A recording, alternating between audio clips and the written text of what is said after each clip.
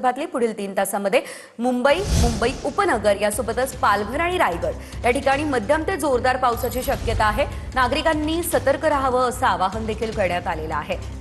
तर कालपासूनच आपण पाहतोय तुफान पावसानं बॅटिंग जो आहे ती मुंबईसह उपनगरांमध्ये सुरू केलेली आहे। मात्र आज देखील पावसाचा जोर आणखी वाढणार असल्याचं सांगितलं जातंय। पुढील 3 तास मध्यम ते जोरदार पावसाची शक्यता ही सध्या वर्तवण्यात आलेली आहे।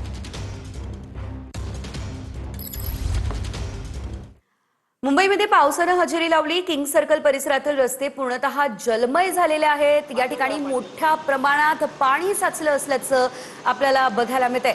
7:10 ही दृश्य आपण पाहू शकतोय।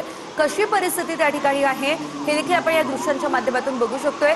मोठ्या प्रमाणात किंग सर्कल परिसरामध्ये पाणी साचलेलं आहे आणि वाहन चालकांना वाहन चालवताना मोठी कसरत या परिसरामध्ये करावी लागते।